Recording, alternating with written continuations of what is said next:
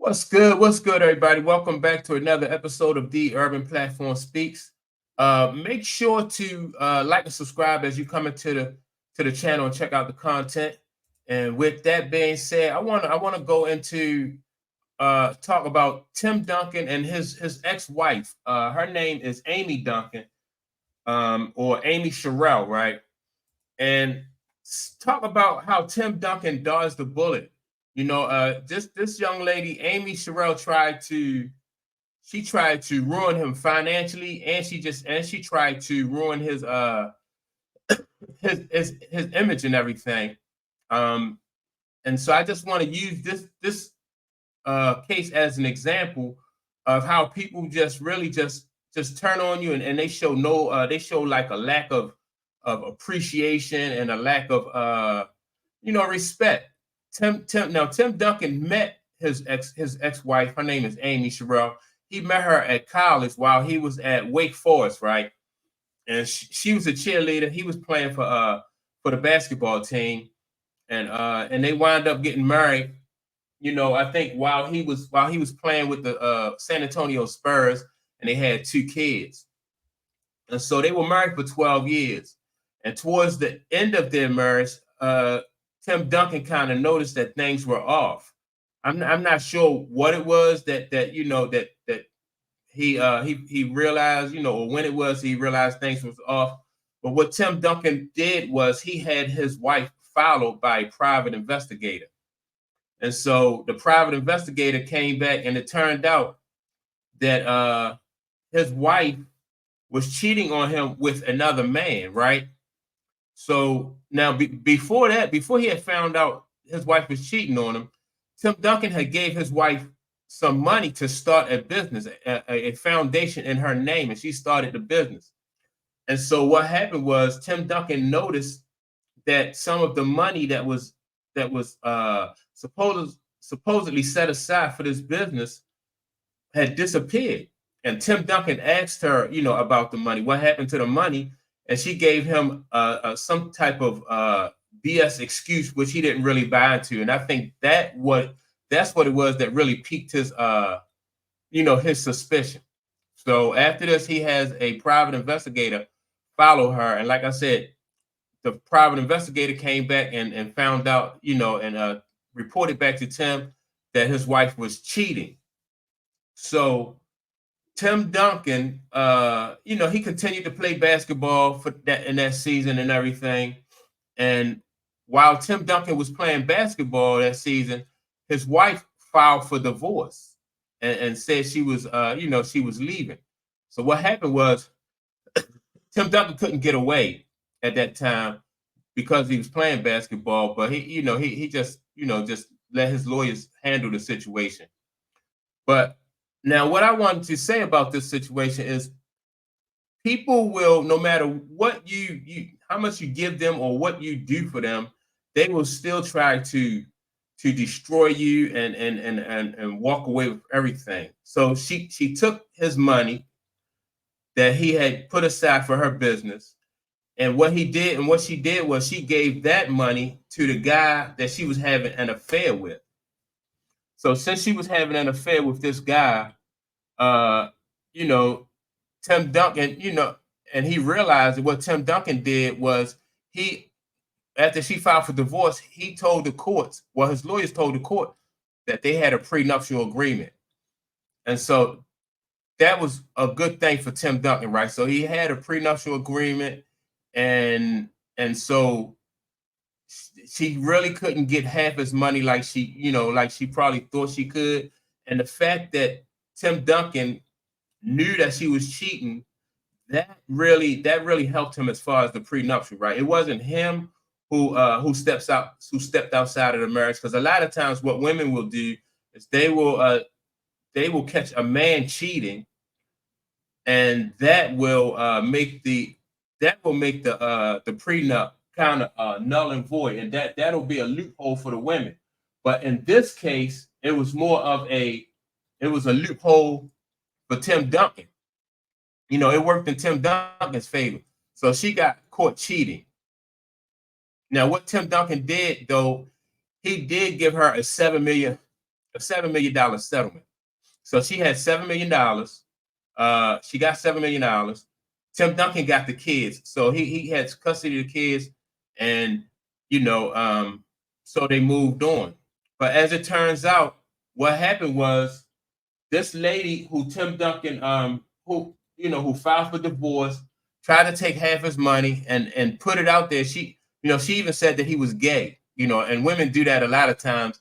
They put out that the gay room and stuff like that. So she tried to destroy his image, and she tried to destroy him financially, but it didn't work. So he settled, with her for $5 million. I mean, I'm sorry, $7 million. He settled for $7 million. So long story short, what happened was her and the guy that she was having an affair with, and he took the money. He tried to start a business. The business didn't work out. The business failed. So she wound up broke. The guy left her, and now she don't have, and she don't have her kids or her husband. She just broke her family up for some guy who really didn't pan out for her. And see, that's what I'm, that the point is about this whole thing is people have to really be careful who they marry, right?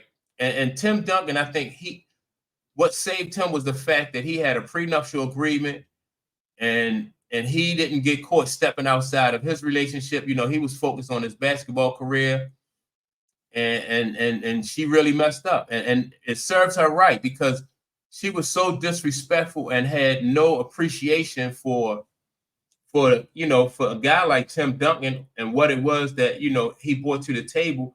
She wanted to throw that all away for an affair, and she had no problems just trying to destroy him financially and trying to destroy his public image. And in the long run, she ended up with nothing.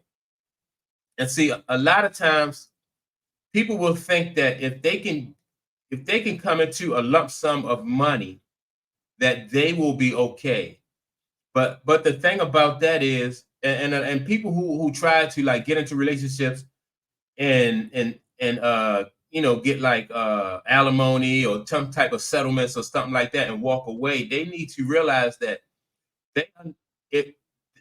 they are not like the golden goose who laid the egg, right? They don't have that same earning potential that the person that they're connected to do, right? And what happens is a lot of times they get money and they wind up not knowing how to manage the money and not knowing how to reinvest the money. And so for this young lady, Amy Sherrill was her name before she married Tim Duncan. But Amy Sherrill, she had no idea how to invest money or how to, and she didn't have the same type of earning potential that Tim Duncan did. And that's what, these kind of gold digger people or these opportunists, that's what they don't take into account. They may, if they lucky, they may come into, get a big settlement, a divorce, come out of it with a house.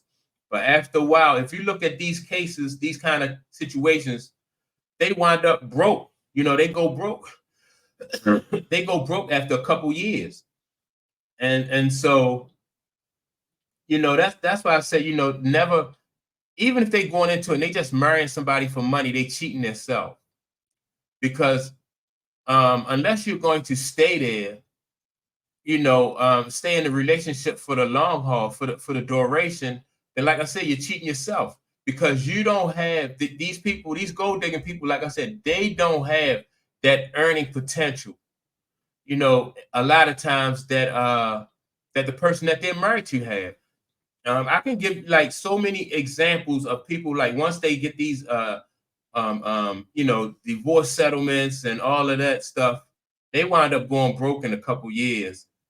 And barely, basically the way money works is there's really no amount of money that somebody can give you in a divorce settlement or something like that where it's going to last you a lifetime, especially if you're used to a certain lifestyle, right?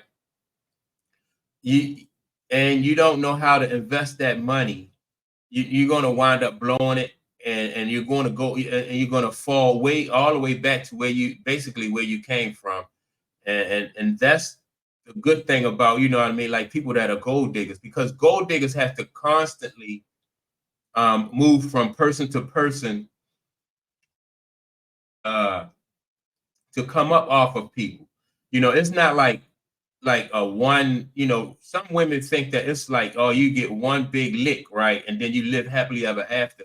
And that's the way money works. It don't work like that. You know, let me give you an example.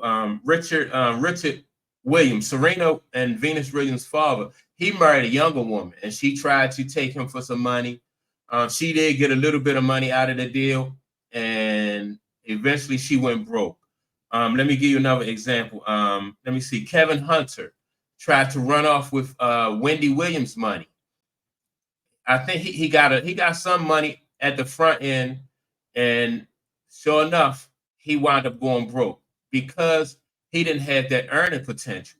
Let me think. I have Eddie Murphy's wife. What's her name? Nicole Murphy. She ran into a guy who she thought was going to invest money for her, and she winds up broke. So a lot of times when these people who are opportunists and gold diggers marry these people, and then they think that, you know, I'm gonna hang in here for a certain amount of time, and then I'm gonna you know, I'm gonna divorce them, and then I'm gonna take half his stuff. They wind up going broke anyway, you know, within a few years. And you can even research that yourself, and you'll see that, you know, a lot of times these people just you know, they wind up going broke, and they wind up cheating themselves, and they, you know, they regret it in the end, I'm sure, because they don't have that earning potential that their partners had. And if they wanted to be a true partner, then throughout that relationship, they would try to make themselves someone who is a person of value, somebody who brings something important to the table in that relationship. You may not have the earning potential that your partner have, but you can contribute other things to the relationship that'll make you valuable. But they try to, you know, they just try to run off with the money, and they wind up like this young lady, Tim Duncan's ex-wife, Amy Sherrill. You know, they wind up broke, you know, and with no man, you know, and just out there looking crazy. So yeah, I just wanted to use this example of, and I'm gonna come up with more examples, because I noticed this trend that more often than not, these gold diggers and opportunist type people, they could be men or women. If you don't have the earning potential when you come into this type of relationship, and basically, and most of the time, you're not developing that skill, because it takes, you know, you have to have some type of skill or something that you bring to the table that people are willing to pay millions of dollars for. And if you don't have that, and if you had that, you wouldn't want to go into a marriage anyway, just trying to really just trying to to take other people's money. You know what I mean? Because you have too much, you know, you're too busy just trying to earn money. And so yeah, that's my take on it. Don't forget to like and subscribe. With that being said, leave a comment, and I'll check you all out in the next video. Peace.